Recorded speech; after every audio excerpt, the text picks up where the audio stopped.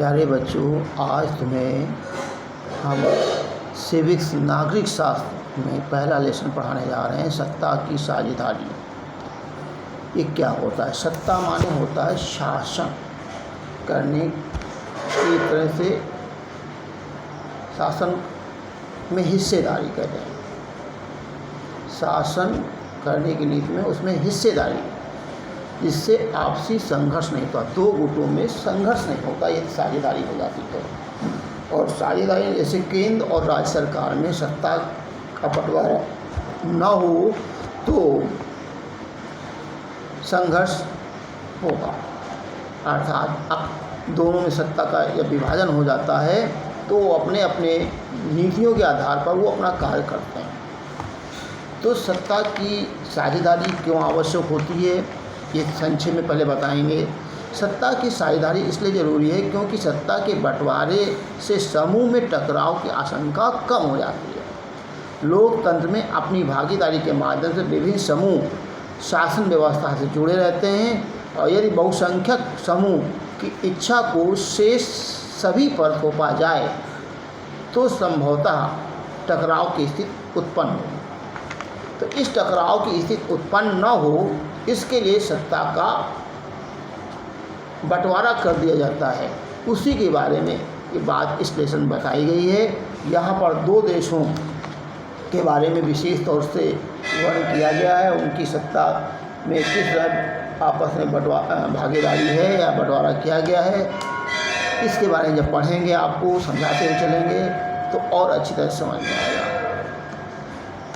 कहते हैं लोकतांत्रिक व्यवस्था में सत्ता की साझेदारी आवश्यक है क्योंकि यह विभिन्न सामाजिक समूहों के बीच संघर्ष को कम करती है। सामाजिक टकराव को आगे चलकर प्रायः हिंसा और राजनीतिक अस्थिरता का रूप धारण कर लेता है। इसलिए सत्ता में हिस्सा देना अथवा इसका विकेंद्रीकरण राजनीतिक व्यवस्था के स्वामित्व के लिए अच्छा होता है। किसके लिए अच्छा होता है? कहते हैं सत्ता में हिस्सा दे देना अथवा इसका विकेंद्रीकरण राजनीतिक व्यवस्था के स्वामित्व के लिए अच्छा होता है। राजनीतिक व्यवस्था के स्वामित्व अर्थात शासन सत्ता चलती रहे, इसके लिए आवश्यक होता है।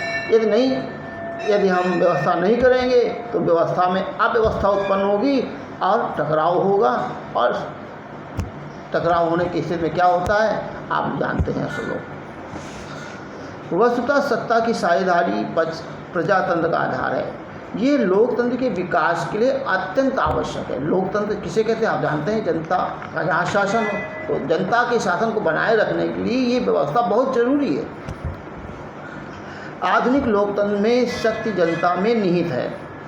इसका प्रयोग जनता निर्वाचित प्रतिनिधियों के माध्यम से करती है। इस प्रकार समस्त सामाजिक समूह सत्ता में साझेदारी के द्वारा शासन व्यवस्था से जुड़े रहते हैं। अब यहाँ पर बेल्जियम और श्रीलंका के दो एग्जाम्पल दिए गए हैं, इनके बारे में पढ़ेंगे। बेल्जियम यूरोप में स्थित एक छोटा सा देश है। इसकी सीमाएं फ्रांस, जर्मनी, नीदरलैंड और लग्जमबर्ग में लगी हुई हैं। इस देश का जातीय समीकरण बहुत जटिल है। इस देश का, बेल्जियम देश का जातीय समीकरण बहुत जटिल है। इस देश की कुल जनसंख्या का लगभग 59% भाग फ्लेमिश क्षेत्र में रहता है। फ्लेमिश क्षेत्र एक कहलाता है, वहाँ पर रहते हैं। इनकी भाषा डच है।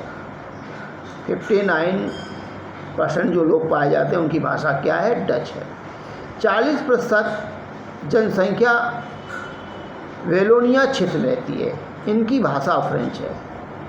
एक डच भाषा है, दूसरी भाषा फ्रेंच है। शेष 1% के लोग जर्मन भाषा बोलते हैं।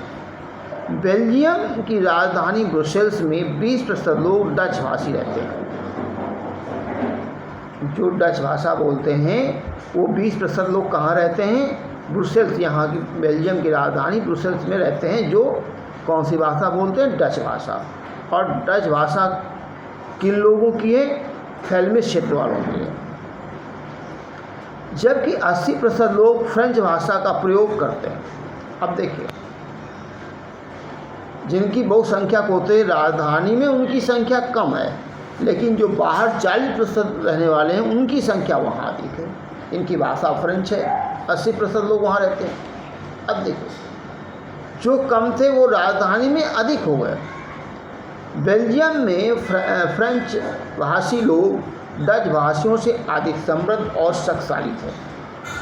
उनकी आर्थिक शैक्षणिक स्थिति डच भाषियों की तुलना से अधिक समृद्ध थी। डच भाषी इस मामले में बहुत कमज़ोर थे, जिसके चलते 1950 और 60 के दशक में इन दोनों समूहों में बहुत तनाव पैदा हो गया। इसका सबसे अधिक प्रभाव ब्रुसेल्स में देखने को मिला। क्या देख रहे हैं? 50 और 60 के दशक में दोनों समूहों में तनाव उत्पन्न हो गया। कौन कौन? ब्रुसेल्स वाले क्षेत्र वाले और हेल्मिस वाले। हेल्मिस जो 59% थे और 40% कौन थे? बेल्गोनिया क्षेत्र में। अब ध्यान दीजिएगा, फिर ध्यान दें, बेल्जियम फ्रेंच भाषी लोग डच भाषियों से अधिक समृद्ध थे, डच भाषियों से अधिक संपन्न थे। डच भाषी किनकी थी? जो फेल्विस क्षेत्र में रहते थे, उनसे 40% जो थे वो अधिक समृद्धशाली थे। इनकी आर्थिक शैक्षणिक स्थिति डच भाषियों की तुलना में अधिक समृद्ध थी। बेल्जियम में फ्रेंच भाषी लोग डच भाषियों से अधिक समृद्ध थे। कौन? फ्रेंच भाषी लोग अधिक संपन्न थे। डच भाषियों की अपेक्षा फ्रेंच भाषी लोग। और फ्रेंच भाषी किसकी थी भाषा? जिनकी 40% जनसंख्या थी, बेल्गोनिया क्षेत्र में रहने वाले थे। ये सब ध्यान रखना है। आप देखिए, कहते जिसके चलते 50-60 के दशक में दोनों भाषाओं के दोनों समूहों में बहुत सा तनाव उत्पन्न हो गया। इसका सबसे अधिक प्रभाव ब्रुसेल्स में देखने को मिला। ब्रुसेल्स कहाँ है? बेल्जियम की राजधानी। ये समस्या बहुत जटिल थी, क्योंकि डच बोलने वाले लोगों की संख्या बल में अधिक थे, लेकिन धन समृद्धि में कमज़ोर थे।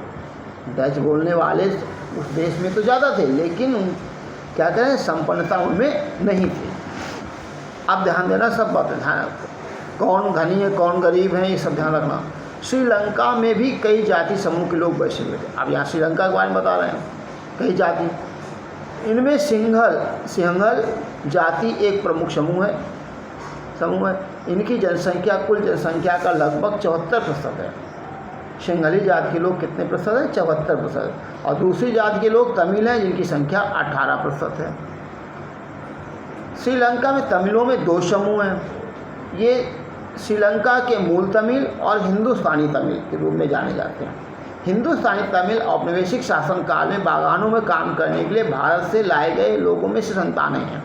श्रीलंका में तमिल मुख्यतः उत्तर पूर्वी क्षेत्रों में बसे हुए हैं। सिंगल समूह का बौद्ध धर्म है और तमिलों में हिंदू मुसलमान दोनों सम्मिलित हैं। श्रीलंका में 7% ईसाई भी हैं, जो तमिल सिंहली दोनों भाषाएं बोलते हैं।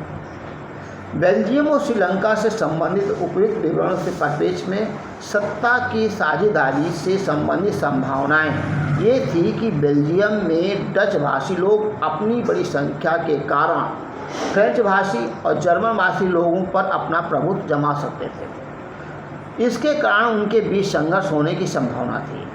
संभवतः था कि इससे बेल्जियम का विभाजन हो जाता, तो राजधानी ब्रुसेल्स का प्रत्येक पक्ष अपना अधिकार का दावा करता। श्रीलंका में सिंहली समुदाय बहुमत होने की स्थिति में थी, तो बेल्जियम की भांति समस्याएं उत्पन्न होने की पूरी संभावना थी। दोनों देशों में जाति समीकरण बहुत जटिल था। अब इस्टा में क्या दे रहे हैं, इस्टा शॉर्ट में, किसी समाज में एथनिक या जाति संदर्भ में ऐसा सामाजिक विभाजन है जिसमें हर समूह अपनी अपनी संस्कृति को अलग मानता है, अर्थात ये साझा संस्कृति पर आधारित सामाजिक विभाजन है। किसी भी जाति समूह के सभी सदस्य मानते हैं कि उनका उद्भव समान पूर्वजों से हुआ और इसी कारण उनकी शारीरिक बनावट और संस्कृति एक जैसी है। आवश्यक नहीं है कि ऐसे समूह के सदस्य किसी एक धर्म के मानने वाले हों या उनकी राष्ट्रीयता एक ही हो। अब कहते हैं मेरे दिमाग में सीधा ये समीकरण है कि सत्ता का बंटवारा, सत्ता के टुकड़े करना देश को कमज़ोर करना है। हम इस बात से शुरुआत क्यों कर रहे हैं? सत्ता के बंटवारे या सत्ता के टुकड़े करने से देश कमज़ोर होगा, ऐसा मानना ठीक नहीं होगा। वास्तविक ये है कि सत्ता के टुकड़े करने अर्थात सत्ता की साझेदारी से देश मजबूत होता है।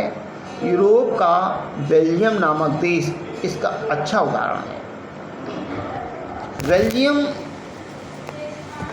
में फ्रेंच और डच भाषी लोगों के समूह हैं। फ्रेंच भाषी लोग देश के उत्तर में स्थित बेल्वोनिया में रहते हैं। डच भाषी लोग हेल्मिस इलाके में रहते हैं जो दक्षिण प्रदेश में हैं।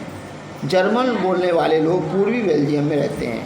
श्रीलंका में सिंहलियों का समूह मुख्य है। सिंहली कुछ भागों को छोड़कर संपूर्ण लंका में निवास करते हैं। श्रीलंका में तमिल भाषी लोग उत्तरी तथा पूर्वी समुद्र तटीय प्रदेशों में रहते हैं। श्रीलंका के भारतीय मूल तमिल उत्तरी दक्षिणी व केंद्रीय क्षेत्र में निवास करते हैं। बहुत कम संख्या में मुस्लिम समुदाय भी श्रीलंका में निवास करते हैं। अब श्रीलंका में बहुसंख्यकवाद क्या है इसका अब हम कल बताएंगे। इतना पहले पढ़ के आइए।